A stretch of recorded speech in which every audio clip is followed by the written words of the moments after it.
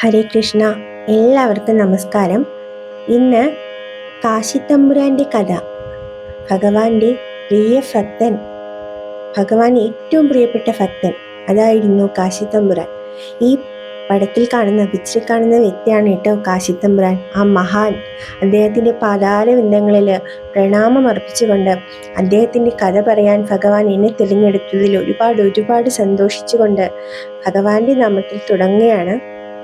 കാശിത്തമ്പുരാൻ എന്ന് പറയുന്നത് രാമവർമ്മ തമ്പുരാനും കൂടിയായിരുന്നു. അതായത് കാശിയിൽ ഒരുപാട് നാൾ താമസിച്ചുകൊണ്ട് കൂടിയാണ് അദ്ദേഹത്തെ കാശിത്തമ്പുരാൻ എന്നറിയപ്പെടുന്നത്. അദ്ദേഹത്തിൻ്റെ യഥാർത്ഥ നാമം, അതായത് അദ്ദേഹത്തിൻ്റെ നാമം എന്ന് പറയുന്നത് രാമവർമ്മ തമ്പുരാൻ എന്നായിരുന്നു. കൊച്ചി രാജവംശത്തിലെ തൃപ്പുണിത്തുറ കോവിലകത്തിലെ ഒരു പ്രധാന ശാഖയിലെ ഒരു ഇളയ തമ്പുരാനായിരുന്നു അദ്ദേഹം. കാശിയിലെ ബനാറസ് യൂണിവേഴ്സിറ്റിയിൽ ചേർന്ന് സംസ്കൃതത്തിലും ഇംഗ്ലീഷിലും ഡിഗ്രി എടുത്തു. കൂടാതെ എഞ്ചിനീയറിംഗ് ടെക്നോളജിയിലും വലിയ പ്രഗത്ഭനായിരുന്നു അദ്ദേഹം. അങ്ങനെ തന്നെ അദ്ദേഹത്തിന് ഒരു വലിയ കമ്പനിയിൽ ജോലി കിട്ടി. സാധാരണ ഇംഗ്ലീഷുകാരെ മാത്രം നിയമിച്ചിരുന്ന അന്നത്തെ ബ്രിട്ടീഷ് കമ്പനി അദ്ദേഹത്തിൻ്റെ ബുദ്ധിസാമർഥ്യം കൊണ്ട് തന്നെ അദ്ദേഹത്തിന് അവിടെ ഒരു പ്രമുഖ സ്ഥാനം നൽകി. പോകെ അദ്ദേഹം ആ കമ്പനിയുടെ വലിയൊരു വ്യക്തിയായിട്ട് മാറുകയും ചെയ്തു. അങ്ങനെ ഇരിക്കെ ഒരിക്കൽ കമ്പനി ആവശ്യങ്ങൾക്കായിട്ട് ഡൽഹി വരെ യാത്ര പോകേണ്ടതുണ്ടായിരുന്നു അദ്ദേഹത്തിന്. ആദ്യം ഒരു കാര്യം പറഞ്ഞോട്ടെ, അദ്ദേഹം ഒരു ഈശ്വരവിശ്വാസി ആയിരുന്നില്ല. അന്നത്തെ കാലത്ത് നിരീശ്വരവാദിയായിരുന്നു. ഈശ്വരനില്ല, സയൻസാണ് ഏറ്റവും വലുത് എന്ന് വിശ്വസിച്ചിരുന്ന വ്യക്തിയായിരുന്നു അദ്ദേഹം. അങ്ങനെ ഡൽഹിയിൽ കമ്പനി ആവശ്യത്തിന് പോയ അദ്ദേഹം അവിടെ റെയിൽവേ സ്റ്റേഷനിൽ ഇരിക്കുകയായിരുന്നു. അപ്പോഴാണ് അദ്ദേഹത്തിൻ്റെ കുറേ കൂട്ടുകാർ, അദ്ദേഹത്തിന് പരിചയമുള്ള ആളുകൾ, നമ്പൂതിരിമാരും അതായത് ബ്രാഹ്മണന്മാരും ഒക്കെ ഉണ്ടായിരുന്നു കേട്ടോ. അതിൻ്റെ കൂട്ടത്തിൽ തമ്പുരാക്കന്മാരും ഒക്കെ ഉണ്ടായിരുന്നു. ഒരു തീർത്ഥാടന സംഘമായിരുന്നു അത്. ആ തീർത്ഥാടന സംഘത്തിലെ എല്ലാവരും വന്നു. അപ്പോഴാണ് കാശിത്തമ്പുരാനെ കണ്ടത് അവിടെ. കാശിത്തമ്പുരാൻ അവിടെ ഇരിക്കുന്ന കണ്ടപ്പോൾ എല്ലാവരും ചോദിച്ചു, എവിടേക്കാ പോണേന്ന് ചോദിച്ചു. ഞാനൊരു കമ്പനി ആവശ്യത്തിന് വന്നതാണെന്ന് കാശിത്തമ്പുരാൻ പറഞ്ഞു. നിങ്ങൾ എങ്ങോട്ടാന്ന് ചോദിച്ച കാശിത്തമ്പുരാനോട് അവർ പറഞ്ഞു, ബദരീനാഥിലേക്കൊരു യാത്ര പോവുകയാണ്, ബദരീനാഥിൽ പോവുകയാണെന്ന് പറഞ്ഞു. താങ്കളും കൂടി കൂടുന്നു എന്ന് ചോദിച്ചപ്പോൾ കാശിത്തമ്പുരാന് പൊതുവേ ഈശ്വരവിശ്വാസം ഇല്ലാത്തത് കാരണം അദ്ദേഹം പറഞ്ഞു, അവിടേക്ക് പോയിട്ട് എന്തിനാ നിങ്ങളുടെ സമയം കളയുന്നേ, നിങ്ങൾക്ക് എന്തിന്റെ കാര്യ അവിടേക്ക് പോകണം എന്തിനാന്ന് കാശിത്തമ്പുരാൻ എടുത്ത വഴി ചോദിച്ചു. അപ്പോഴ് നമ്പൂതിരിമാര് പറഞ്ഞു, നമുക്കാണെങ്കിൽ ഇംഗ്ലീഷോ ഹിന്ദിയോ ഒന്നും നന്നായിട്ട് അറിയില്ല, അങ്ങേക്കാണെങ്കിൽ ഇംഗ്ലീഷും ഹിന്ദിയൊക്കെ നല്ല ജ്ഞാനമുണ്ട്, അങ്ങ് ഞങ്ങളോട് പോരുകയാണെങ്കിൽ ഞങ്ങൾക്കത് വലിയൊരു സഹായമായിരിക്കും എന്ന് പറഞ്ഞു. അപ്പോൾ കാശിത്തമ്പുരാൻ കരുതി, കുഴപ്പമില്ല, ഒന്ന് പോയിട്ട് വരാം, ഒരു യാത്രയാവുമല്ലോ, മാത്രമല്ല ഹിമാലയ പർവ്വതം ഒന്ന് കാണുകയും ചെയ്യാന്ന് പറഞ്ഞു. അങ്ങനെ അദ്ദേഹം ഒരു നിമിത്തം പോലെ ഈ സംഘത്തിനോടൊപ്പം കൂടി. എല്ലാവരും സന്തോഷമായിട്ട് കാര്യങ്ങളെല്ലാം പറഞ്ഞ് കളിച്ചു ചിരിച്ചായിരുന്നു യാത്ര. ആരെക്കാളും വേഗത്തില് കാശിത്തമ്പുരാൻ നല്ല ചെറുപ്പവും കൂടെ ആയിരുന്നല്ലോ. ആരെക്കാളും വേഗത്തിൽ എന്ത് ചെയ്തു, കാശിത്തമ്പുരാൻ മുന്നോട്ട് നടന്നു. അങ്ങനെ ഒത്തിരി നടന്നപ്പോ ബദ്രിനാഥിന് കുറച്ചു ദൂരം എത്തുന്നതിന് മുന്നേ ഒരു സത്രത്തില് വിശ്രമിക്കാനായിട്ട് അവർ കയറി. അന്ന് ഈ ഹോട്ടലൊന്നും ഇല്ലല്ലോ, സത്രങ്ങളായിരുന്നു പൊതുവെ. സത്രത്തിൽ വിശ്രമിക്കാൻ കയറി. അങ്ങനെ രാത്രിയായി. നല്ല വയറുവേദന കാശിത്തമ്പുരാന്. വയറുവേദന കാരണം സഹിക്കാൻ വയ്യ, അതിസാരം പിടിവിട്ടു. ഒരുപാട് വട്ടം എന്ത് ചെയ്തു, മലവിസർജനം നടത്തി. പക്ഷേ എന്ത് ചെയ്തു, വയറിന് നല്ല വേദനയും വയറിളക്കവും അതികഠിനമായിട്ട് കാശിത്തമ്പുരാൻ അനുഭവപ്പെട്ടു. സത്രം സൂക്ഷിപ്പുകാരൻ വരാന്തയിൽ കിടക്കാൻ പറഞ്ഞു. കാരണം എന്താണ്, അകത്ത് മറ്റുള്ള ആളുകൾ കിടക്കുന്നു, അപ്പോൾ അതിസാരമാകുമ്പോൾ പകരുമല്ലോ. അപ്പോൾ തൻ്റെ സത്രത്തിൽ ആരും എന്ത് ചെയ്യില്ല, വരില്ല എന്ന് ആ സത്രം സൂക്ഷിപ്പുകാരന് മനസ്സിലായി. അദ്ദേഹം കാശിത്തമ്പുരാനോട് കർശനായിട്ട് പറഞ്ഞു, അകത്ത് കിടക്കാൻ പറ്റില്ല, എന്തൊക്കെ പറഞ്ഞാലും നിങ്ങൾക്ക് അകത്ത് കിടക്കാൻ പറ്റില്ല, പുറത്ത് കിടക്കാം, ആ വരാന്തയിൽ വിശ്രമിച്ചോളൂ എന്ന് പറഞ്ഞു. മാന്യനായതും വിദ്യാസമ്പന്നനുമായ കാശിത്തമ്പുരാന് അദ്ദേഹത്തിന് സത്രക്കാരനോട് ഒന്നും തിരിച്ചു പറഞ്ഞില്ല കേട്ടോ. അദ്ദേഹം വളരെ മാന്യമായി തന്നെ ഇറങ്ങി പുറത്ത് കിടന്നു, വരാന്തയിൽ വിശ്രമിച്ചു. രാത്രിയായി. വീണ്ടും കലശലായ വയറുവേദന. അങ്ങനെ ബാത്റൂമിൽ പോകാൻ കഴിയണില്ല. ബാത്റൂം എല്ലാം കേടാക്കി. കാശിത്തമ്പുരാൻ ഇങ്ങനെ വയറ്റിൽ നിന്ന് പോവുകയാണല്ലോ, ബാത്റൂം എല്ലാം കേടായി. അങ്ങനെ സത്രം സൂക്ഷിപ്പാരും വീണ്ടും വന്നു. നിങ്ങൾക്ക് ഒരു കാരണവശാലും ബാത്റൂമിലും പോകാൻ പറ്റില്ല, നിങ്ങൾക്ക് വേണമെങ്കിൽ കുറ്റിക്കാട്ടിൽ പോവാന്ന് പറഞ്ഞു. നമ്മുടെ കാശി തമ്പുരാന് സഹിക്കാൻ വയ്യാത്ത, എന്ത് ചെയ്യാൻ, ആ ഒരു അവസ്ഥ എല്ലാവർക്കും അറിയാമല്ലോ. നിർജ്ജലീകരണം നടക്കുന്ന സമയമാണ് ശരീരത്തിൽ, കഴിക്കാൻ കൂടെ കഴിയാത്ത ഒരവസ്ഥയായിരിക്കും. കാശി തമ്പുരാൻ എന്ത് ചെയ്തു, എങ്ങനെയൊക്കെ ഒഴിച്ച് 2-3 വട്ടം എന്ത് ചെയ്തു, കുറ്റിക്കാട്ടിലേക്ക് പോയി. പക്ഷെ പിന്നെ അദ്ദേഹത്തിന് എന്ത് ചെയ്യാൻ പറ്റില്ല, കിടക്കേന്ന് എഴിക്കാൻ കൂടെ കഴിഞ്ഞില്ല. അദ്ദേഹം ഒരുപാട് വേദനിച്ചു. എന്ത് ചെയ്യും? അങ്ങനെ കിടന്ന് പരമ്പിൽ കിടന്ന് അവിടെ തന്നെ എന്ത് ചെയ്തു, മലമൂത്ര വിസർജനം നടത്താൻ തുടങ്ങി. സത്ര സൂക്ഷിപ്പുകാരൻ വീണ്ടും വന്നു കേട്ടോ. വീണ്ടും വന്ന് നോക്കിയപ്പോൾ എന്താണ്, തന്നെ സത്രത്തിന്റെ വരാന്തയിൽ കിടന്ന് ഇദ്ദേഹം ഇങ്ങനെ മലമൂത്ര വിസർജനം നടത്തുകയാണ്. ദുർഗന്ധവും അസഹനീയമാണ്. സത്ര സൂക്ഷിപ്പുകാരൻ അദ്ദേഹത്തിനോട് പറഞ്ഞു, അങ്ങ് എന്നോട് ഒന്നും വിചാരിക്കരുത്. ഇനി അങ്ങ് ഇങ്ങനെ കിടന്നു കഴിഞ്ഞാൽ എൻ്റെ സത്രത്തിൽ ആരും വരില്ല, എനിക്ക് വരുമാനവും കിട്ടില്ല, എൻ്റെ കുടുംബത്തിനെ ഞാൻ എങ്ങനെ നോക്കും? അങ്ങ് ഒരു കാര്യം ചെയ്തോളൂ, സത്രത്തിന് തൊട്ടടുത്ത് ഒരു പാറയുണ്ട് കേട്ടോ, പാറയിൽ പോയി കിടക്കാൻ പറയും. ആരുടെ? കാശി തമ്പുരാനോട് സത്ര സൂക്ഷിപ്പുകാരൻ പറയും. കാശി തമ്പുരാൻ എന്ത് ചെയ്യണം എന്ന് അറിയില്ല. അഭിമാനി ആയതുകൊണ്ട് തന്നെ അദ്ദേഹം മറുത്തൊന്നും പറഞ്ഞില്ല. ഇങ്ങനെയൊക്കെയോ എണീറ്റ് താൻ കിടന്ന പരമ്പും ചുരുട്ടി എന്ത് ചെയ്തു, ആ പാറയിലേക്ക് പോയി. അതും ചുട്ടുപൊള്ളുന്ന ചൂടായിരുന്നു. ചൂട് സമയമായിരുന്നു, ഉച്ചയായിരുന്നു കേട്ടോ. ചുട്ടുപൊള്ളുന്ന ആ ചൂടത്ത് എന്ത് ചെയ്തു, അദ്ദേഹം പരമ്പ് ആ പാറയിൽ വിരിച്ച് അവിടെ കിടന്നു. നാരായണ, ആ ചൂടത്ത് അങ്ങനെ കിടന്നു. അങ്ങനെ നേരം ഇരുട്ടി, ത്രിസന്ധ്യയായി, നേരം ഇരുട്ടി. ഇരുട്ടത്ത് ഒരു 8 മണി 8:30 മണിയായി കാണും. അപ്പോഴാണ് ആരോ വന്ന് അദ്ദേഹത്തിന്റെ തോളിലെ തട്ടിയത്. അദ്ദേഹം എന്താ, ബോധം വരും പോവും, നിർജ്ജലീകരണമാണ് ശരീരം അല്ലെ. ഭഗവാനോട് അടുക്കാത്തവരെ ഭഗവാൻ പല രീതിയിലും ഭഗവാനോട് അടുപ്പിക്കും. അതിന് ഏറ്റവും വലിയ ഉദാഹരണമായിരുന്നു നമ്മുടെ കാശി തമ്പുരാന്റെ കഥ. അങ്ങനെ ആരോ വന്ന് അദ്ദേഹത്തിന്റെ തോളിൽ തട്ടി. അദ്ദേഹം പാതി മയക്കത്തില് നോക്കി. ഒരു സുന്ദരനായ ഒരു വ്യക്തി, ജടാധാരി, നെറ്റിയിലോ 3 വിരലിലും ഭസ്മം വാരി പൂശിയിരിക്കുന്നു. സുന്ദരനായ ഒരു ചെറുപ്പക്കാരൻ, കാവി വസ്ത്രധാരി.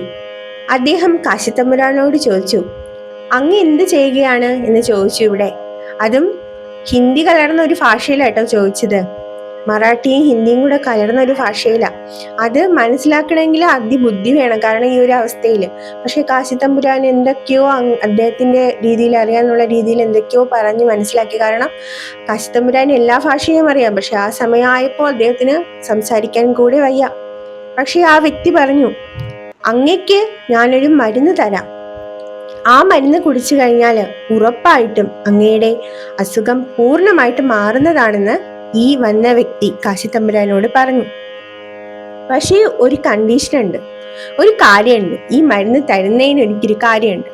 അങ്ങ് ഓം നമഃശിവായ എന്ന പഞ്ചാക്ഷരി മന്ത്രം ജപിക്കണമെന്ന് പറഞ്ഞു.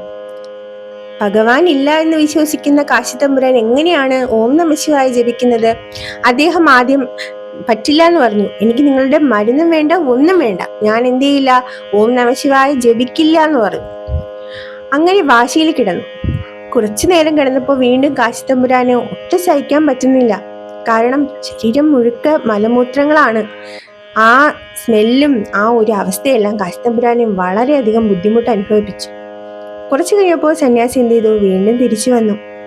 അങ്ങയ്ക്ക് ഒരു അവസരം കൂടി ഞാൻ തരാം. അങ്ങ് ഓം നമഃശിവായ എന്ന് പറയുമ്പോൾ തന്നെ ഞാൻ അങ്ങേർക്ക് ഒരു മരുന്ന് തരുന്നതാണ്. ആ മരുന്ന് കഴിക്കുമ്പോൾ അങ്ങയുടെ അസുഖം പൂർണ്ണമായിട്ട് മാറുന്നതാണെന്ന് പറഞ്ഞു.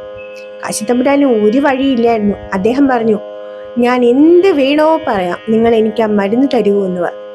അങ്ങെങ്കിൽ ഓം നമഃശിവായ എന്ന് പറയൂ. ശരി, ഓം നമഃശിവായ എന്ന് കാശി തമ്പുരാൻ ഒഴിവിട്ടു.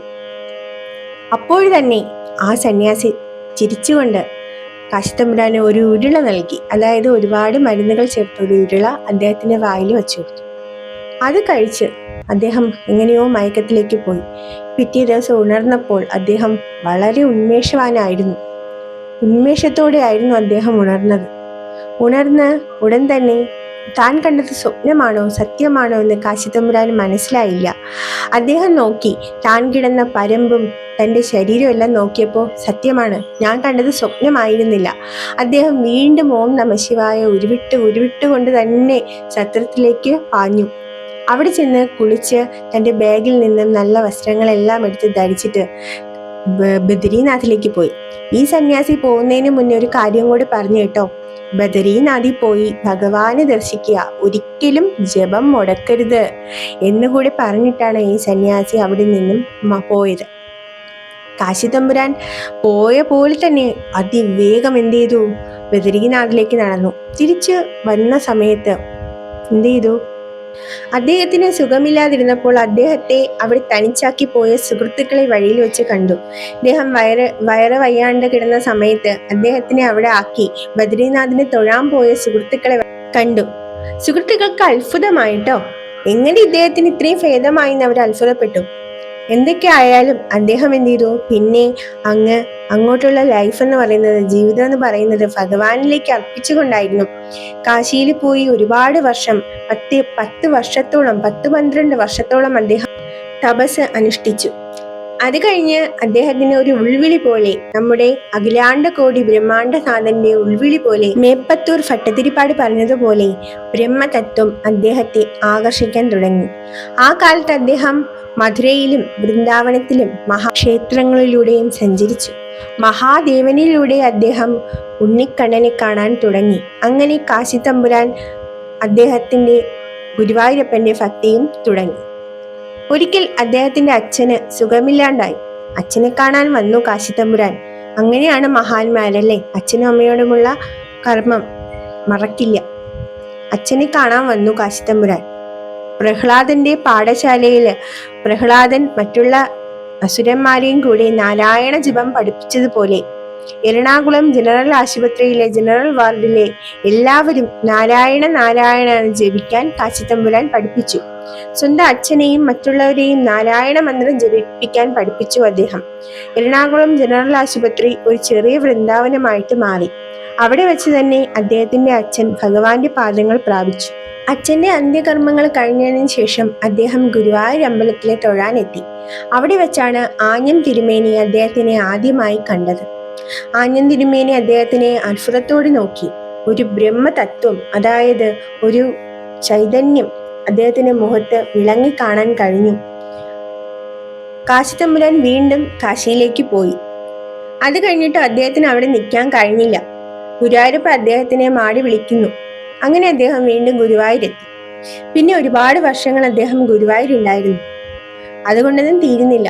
ഗുരുവായൂരപ്പനെ നേരിട്ട് കാണാൻ കൊടൂരമ്മയെ പോലെയും വില്ലോമംഗലം സ്വാമിയാരെ പോലെയും നമ്മുടെ ഈ ഒരു കാലത്ത് സാധിച്ച ഒരു വ്യക്തി അത് കാശി തമ്പുരാനാണ്.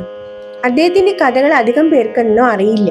പക്ഷെ അദ്ദേഹത്തിന്റെ കഥ അത് കേൾക്കണം. അത് ജീവിച്ചിരുന്ന ഒരു സത്യമാണ് കാശി തമ്പുരാൻ. ഒരിക്കൽ വിഷുവിന് പുല്ലാലപ്പള്ളി എന്ന ഒരു മഹാഭക്തൻ ഭഗവാനെ കാണാൻ വന്നു. ഭഗവാനെ കാണാൻ വന്നപ്പോൾ എന്താണ്, അന്ന് വിഷു ആയിരുന്നല്ലോ, നല്ല തിരക്കത്ത് അദ്ദേഹത്തിന് നേരെ തൊഴാൻ കഴിഞ്ഞില്ല. അത് കണ്ടിരുന്ന കാശി തമ്പുരാന് വിഷമായി. കാരണം അദ്ദേഹം അങ്ങനെയാണ് ചിന്തിക്കുന്നത്, ഭഗവാനെ ഒരാൾക്ക് കാണാൻ കഴിഞ്ഞില്ലെങ്കിൽ കാശി തമ്പുരാന് സഹിക്കാൻ കഴിയില്ല കേട്ടോ.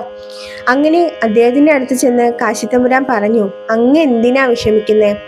ഈ എല്ലാരും പറയണ പോലെ അങ്ങ് അകത്ത് വെച്ച് പൂട്ടി വെക്കാൻ പറ്റുന്ന ഒരു കുട്ടിയാണോ നമ്മുടെ ഉണ്ണിക്കണ്ണൻ? ഒരിക്കലും അല്ല. മന്ത്രങ്ങളും കൊണ്ട് തന്ത്രങ്ങളും കൊണ്ട് പൂട്ടി വയ്ക്കാൻ കഴിയില്ല ഉണ്ണിക്കണ്ണനെ. ഉണ്ണിക്കണ്ണൻ ഇവിടെയുണ്ട്, അവിടെയുണ്ട്, നമുക്ക് മുന്നിലുണ്ട്, എല്ലായിടവും നിറഞ്ഞു നിൽപ്പുണ്ട് ഉണ്ണിക്കണ്ണൻ. കണ്ടോ, ആ മതിലിന്റെ മുകളിൽ കണ്ടോ, കയറി കളിക്കുന്ന കണ്ടോ എന്ന് പറഞ്ഞ് കാശി തമ്പുരാൻ എല്ലാം ഒരു ഭ്രാന്തനെ പോലെ അങ്ങോട്ട് ഓടുന്നത് കണ്ടു. എല്ലാ ഭക്തരും അദ്ദേഹത്തെ നോക്കി ചിരിക്കുകയാണ്. ആർക്കും മനസ്സിലാകുന്നില്ല ആ ഭക്തിയുടെ മഹത്വം. എന്നിട്ട് ആ മതിലിൽ ചേർന്ന് നടക്കുകയാണ് ആര്? കാശി തമ്പുരാൻ. അപ്പോഴേ പുല്ലാലപ്പള്ളി ചോദിച്ചു, അങ്ങ് എന്തായി കാണിക്കുന്നേ? എല്ലാരും ചിരിക്കുന്ന കണ്ടില്ലേ? ഏതാ മതിലിന്റെ മുകളിൽ നിന്ന് കളിക്കുകയാണ് കണ്ണൻ. താഴെ വന്ന് വീണാ പിടിക്കണ്ടേ? കുഞ്ഞുണ്ണി കണ്ണനല്ലേ, എല്ല് പൊട്ടില്ലേ എന്ന് ആര് പറഞ്ഞു? കാശി തമ്പുരാൻ പറഞ്ഞു. എന്നിട്ട് കാശി തമ്പുരാൻ തന്നെ പറയാണ്, ഞാൻ എന്ത് മണ്ടത്തനാണ് ഈ പറയുന്നത്? ഒരു വിരല് കൊണ്ട് ഗോവർദ്ധനഗിരി എടുത്തുയർത്തി എന്റെ കണ്ണൻ വീഴാനോ? കാളിയുടെ പുറത്ത് താണ്ഡവമാടിയ കാലികൾ ഇടറാനോ? ഒരിക്കലും ഇല്ല, അങ്ങനെ സംഭവിക്കില്ല. എന്നാലും പരബ്രഹ്മ അല്ലേ, ഒന്ന് വീഴുന്നെങ്കിൽ ഒരു കൈ കൊണ്ടൊന്ന് പിടിക്കാലോ എന്നുള്ള കൊതി കൊണ്ടാണ് ഞാൻ പിറകെ നടക്കുന്നതെന്ന് പറഞ്ഞു. അത് കഴിഞ്ഞിട്ട് പുറകെ ഓടുന്നു, മതിലിന്റെ കൂടെ ഓടുന്നു, കണ്ണന്റെ കൂടെ ഓടുന്നത് പോലെ ഓടുകയാണ് നമ്മുടെ കാശിത്തമ്പുരാൻ. ചാടി ചാടി നോക്കി, ആ കൊടിമരത്തിലേക്ക് ചാടി എന്ന് പറഞ്ഞു കൊടിമരത്തിലേക്ക് നോക്കുകയാണ് കാശിത്തമ്പുരാൻ. എന്നിട്ട് പുല്ലാലപ്പള്ളി തമ്പുരാനോട് പറയും, അങ്ങോട്ട് നോക്കിയോളൂ, അവിടെ നിപ്പുണ്ട്, അവിടെ തൂങ്ങി കളിപ്പുണ്ടെന്ന് ആര് പറഞ്ഞു? നമ്മുടെ കാശിത്തമ്പുരാൻ പറഞ്ഞു. അപ്പോഴും ആ ഭക്തനും കൂടെ കാശിത്തമ്പുരാൻ പറഞ്ഞ ദിശയിലേക്ക് നോക്കിയപ്പോ മൈപ്പീലി ചൂടി പുഞ്ചിരിയോടെ നിൽക്കുന്ന നമ്മുടെ പൊന്നുണ്ണിക്കണ്ണനെ, ഗുരുവായൂരപ്പനെ കണ്ടു എന്നാണ് പറയുന്നത്. കാശിത്തമ്പുരാന്റെ അടുത്ത് വന്ന് അപേക്ഷിക്കുന്നവർക്ക് ഒരുപാട് പേർക്ക് ഭഗവാന്റെ ദർശനം കാശിത്തമ്പുരാൻ നേടിക്കൊടുത്തു എന്നാണ് പറയുന്നത് കേട്ടോ. അത് മാത്രമല്ല, കാശിത്തമ്പുരാന്റെ ഏറ്റവും വലിയൊരു കാര്യം എന്ന് പറയുന്നത് നമ്മൾ ഇന്ന് കഴിക്കുന്നില്ലേ പ്രസാദമൂട്ട്. പ്രസാദമൂട്ടിന്റെ പിതാവാണ് കേട്ടോ നമ്മുടെ കാശിത്തമ്പുരാൻ. അതിന്റെ കാരണം എന്ന് പറയുന്നത് അദ്ദേഹമാണ് അന്നദാന കഞ്ഞി, അതായത് കഞ്ഞി പകർച്ച എന്നൊരു ഇത് ഗുരുവായൂർ ആദ്യമായിട്ട് കൊണ്ടുവന്നത് കാശിത്തമ്പുരാനാണ്. എത്ര പേർക്ക് അറിയാം ഒരു കാര്യം? അദ്ദേഹം എന്ത് ചെയ്തെന്ന് അറിയോ? മല്ലിശ്ശേരി മാളിക വാടകയ്ക്കെടുത്തു. മല്ലിശ്ശേരി മാളിക എവിടെയെന്ന് വെച്ചാൽ കിഴക്ക് വടക്ക് തന്ത്രി മഠത്തിന് മുൻപ് ആണായിട്ടാണ് ഈ ഒരു മല്ലിശ്ശേരി മാളിക വരുന്നതെന്നാണ് കേട്ടോ പറയുന്നത്. അപ്പോൾ അത് വാടകയ്ക്കെടുത്തു. 2 നിലകളായിട്ടായിരുന്നു മല്ലിശ്ശേരി മാളിക. അപ്പോഴും മുകളിലത്തെ നിലയിൽ ആര് താമസിച്ചു? കാശിത്തമ്പുരാൻ താമസിച്ചു. താഴത്തെ നിലയിൽ അന്നദാനം, അതായത് കഞ്ഞി വിതരണവും നടത്തി വന്നു. ആദ്യം ഒരാളെ നിയമിച്ചു. അപ്പോഴും അദ്ദേഹത്തിന് എന്ത് ചെയ്തില്ല, അത് തൃപ്തി വന്നില്ല. അതുകൊണ്ട് എമ്പ്രാന്തിരിയെ വന്നു. എമ്പ്രാന്തിരിയെ എന്ത് ചെയ്തു? കഞ്ഞി വിതരണത്തിന് അദ്ദേഹം നിയമിച്ചു. അഗസ്ത്യ മഹർഷിയുടെ അവതാരം എന്നാണ് എമ്പ്രാന്തിരിയെ നമ്മുടെ കാശിത്തമ്പുരാൻ വിശേഷിപ്പിച്ചു വന്നത്. അദ്ദേഹം അത്രയും നല്ലൊരു മനുഷ്യനും കൂടെ ആയിരുന്നു എമ്പ്രാന്തിരി. അങ്ങനെ ആ കെട്ടിടത്തിലെ വാടകയ്ക്കെടുത്ത് കഞ്ഞി വിതരണം നടത്തിക്കൊണ്ടിരുന്നു. 1942 രണ്ടാം ലോക മഹായുദ്ധം നടക്കുന്ന സമയത്ത് ഭക്ഷണത്തിന് ഒരുപാട് ക്ഷാമം വന്നല്ലോ. അപ്പോൾ ഭക്തജനങ്ങൾ മാത്രമല്ല കേട്ടോ, ജാതിമത ഭേദമന്യേ എല്ലാവരും ഗുരുവായൂര് കാശിത്തമ്പുരാൻ അന്നപ്രസാദം കഴിക്കാൻ വരുമായിരുന്നു കേട്ടോ. കാശിത്തമ്പുരാൻ എല്ലാവർക്കും എന്ത് ചെയ്യുമായിരുന്നു? അന്നം കൊടുക്കുമായിരുന്നു. അന്നം കൊടുക്കുന്നതിന് മുന്നേ കാശിത്തമ്പുരാൻ ഒരു കാര്യം പറയും. തനിക്ക് അന്ന് മരുന്ന് തരാനായിട്ട് സ്വാമിജി നമശിവായ ജപിക്കാൻ പറഞ്ഞതുപോലെ കഞ്ഞി വേണമെങ്കിൽ നാരായണ നാരായണ എന്ന് ജപിക്കണമെന്ന് കാശിത്തമ്പുരാൻ എല്ലാവരോടും പറയായിരുന്നു കേട്ടോ. നാരായണ ജപിച്ചാൽ മാത്രമേ കഞ്ഞി തരൂ എന്ന് കാശിത്തമ്പുരാൻ തമാശയ്ക്ക് പറയായിരുന്നു. നാരായണ ജപിപ്പിക്കുകയും ചെയ്യായിരുന്നു എല്ലാവരെയും കൊണ്ട്. അങ്ങനെ തൻ്റെ സമ്പാദ്യം എല്ലാം കാശിത്തമ്പുരാൻ താൻ പിരിഞ്ഞു വന്നപ്പോൾ കമ്പനിയിൽ നിന്ന് കിട്ടിയ സമ്പാദ്യവും തൻ്റെ സ്വത്തും എല്ലാം വിറ്റ് കാശിത്തമ്പുരാൻ കഞ്ഞി കൊടുക്കുന്ന ഒരു ചടങ്ങ് നടത്തിക്കൊണ്ടേയിരുന്നു. അവസാനം എന്ത് ചെയ്തു? കാശിത്തമ്പുരാനും കഴിയാണ്ടായി, സമ്പാദ്യം എല്ലാം തീർന്നു. ഒരുപാട് വിഷമത്തോടെ കാശിത്തമ്പുരാൻ പറഞ്ഞു, കണ്ണാ, ഞാൻ ഇനി ഇവിടെ നിൽക്കില്ല. കാരണം എനിക്കിനി ഇവിടെ നിൽക്കാൻ കഴിയില്ല. ആർക്കും അന്നദാനം കൊടുക്കാൻ എനിക്ക് സാധിക്കുന്നില്ല. ഞാൻ പോകുന്നു എൻ്റെ കണ്ണാന്ന് പറഞ്ഞു. അങ്ങനെ എമ്പ്രാന്തിരി പറഞ്ഞു, അങ്ങ് വിഷമിക്കേണ്ട, അങ്ങയുടെ ദൗത്യം ഞാൻ ഏറ്റെടുക്കുന്നു. എൻ്റെ സമ്പാദ്യം ഞാൻ അതിനു വേണ്ടി കൊടുത്തോളാന്ന് പറഞ്ഞു. അങ്ങനെ കാശിത്തമ്പുരാൻ തൻ്റെ കയ്യിലുണ്ടായിരുന്ന സമ്പാദ്യം എല്ലാം എമ്പ്രാന്തിരിയെ ഏൽപ്പിച്ച് അന്നദാനത്തിന് ഏൽപ്പിച്ചിട്ട് അദ്ദേഹം എന്ത് ചെയ്തു? അദ്ദേഹത്തിൻ്റെ ഒരു സഹോദരനുണ്ട് തൃശ്ശൂര്. അദ്ദേഹത്തിന്റെ അടുത്ത് പോയിട്ട് അവിടെ താമസാക്കി. അവിടുത്തെ ഔട്ട് ഹൗസിൽ താമസാക്കിട്ടോ. അദ്ദേഹത്തിനെ ഗുരുവായൂർ വെച്ച് ആര് കണ്ടാലും അദ്ദേഹത്തിന് കാൽക്കൽ വീണ് നമസ്കരിക്കുമായിരുന്നു എന്നാ പറയണ. അത്ര തേജോമയനായിരുന്നു ആ മഹാൻ. ഭഗവാനെ നേരിട്ട് കാണാൻ കഴിയുക എന്ന് വെച്ചാൽ അതിലും വലിയൊരു ശക്തി, അതിലും വലിയൊരു ഭക്തി വേറെ ഉണ്ടോ? ഇല്ല, ഒരിക്കലും ഇല്ല. അദ്ദേഹം 10 വർഷത്തോളം തന്നെ സഹോദരന്റെ വീട്ടില് താമസിച്ചു. അന്നെന്തോ അദ്ദേഹം ഗുരുവായൂർ വന്നിട്ടേ ഇല്ല പിന്നെ എന്നാണ് പറയുന്നത്. 1979 ഓഗസ്റ്റ് 18-ാം തീയതി ഒരു ഏകാദശി ദിവസം അദ്ദേഹം എന്ത് ചെയ്തു? ഗുരുവായൂരപ്പന്റെ പാതാര വിന്ദങ്ങളിൽ വിലയം പ്രാപിച്ചു. അദ്ദേഹം മരണമടഞ്ഞു. അത് നേരത്തെ അദ്ദേഹത്തിന് അറിയായിരുന്നു എന്നാ പറയുന്നത്. അദ്ദേഹത്തിനെ കാണാൻ വന്ന ഒരാളോട് അദ്ദേഹം പറഞ്ഞു, ഓഗസ്റ്റ് 18-ാം തീയതി വരണം കേട്ടോ എന്ന് പറഞ്ഞു. അത് മാത്രമല്ല, മരണസമയത്ത് അദ്ദേഹത്തിന്റെ വീടിന്റെ അടുത്ത് താമസിച്ചുകൊണ്ടിരുന്ന കുറച്ച് ആളുകള് മാത്രം കേട്ടു എന്നാ പറയണേ, നാരായണ നാരായണ എന്ന് വിളിക്കുന്ന ശബ്ദം. അത് ആഞ്ഞം തിരുമേനി തൻ്റെ ഒരു കുറിപ്പിൽ എഴുതിയ കാര്യമാണ്. അപ്പോഴത്രയും മഹാനായ ഒരു വ്യക്തി വേറെ ഭഗവാന്റെ ഈ അടുത്തൊന്നും ജനിച്ചിട്ടില്ല എന്ന് തന്നെ നമുക്ക് ഉറപ്പിച്ച് പറയാം. നമ്മുടെ കാശിത്തമ്പുരാൻ, ആ ഒരു ദിവ്യ പുരുഷൻ ഇപ്പോൾ നമ്മളെല്ലാവരും ഭഗവാന്റെ കാരുണ്യത്തോടെ വാങ്ങിച്ചു കഴിക്കുന്ന പ്രസാദമൂട്ട് തമ്പുരാൻ എമ്പ്രാന്തിരി അന്നദാനത്തിൻ്റെയും നാരായണാലയത്തിൽ നടക്കുന്ന അന്നദാനത്തിൻ്റെയും എല്ലാം പിതാവായിരുന്നു കാശിത്തമ്പുരാൻ. എത്ര പേർക്കറിയാം അദ്ദേഹത്തെക്കുറിച്ച്? ഒരുപാട് പേർക്ക് അറിയില്ല അദ്ദേഹത്തിൻ്റെ മഹത്വം, അദ്ദേഹത്തിൻ്റെ പുണ്യം. നമ്മുടെ കുടൂരമ്മയെ പോലെയും ഭട്ടതിരിയെ പോലെയും എല്ലാം പ്രാധാന്യം അർഹിക്കുന്ന ഒരു വ്യക്തിത്വം. നാരായണ, ഭഗവാനെ, ഗുരുവായൂരപ്പ, പൊന്നുണ്ണിക്കണ്ണ, ഈ ഇദ്ദേഹത്തിനെ കുറിച്ച് പറയാൻ അങ്ങ് എനിക്ക് തന്ന അവസരം വളരെ ഭാഗ്യമായി കാണുന്നു. കണ്ണീരോടെ ഞാൻ അങ്ങയെ നമസ്കരിക്കുന്നു കണ്ണ.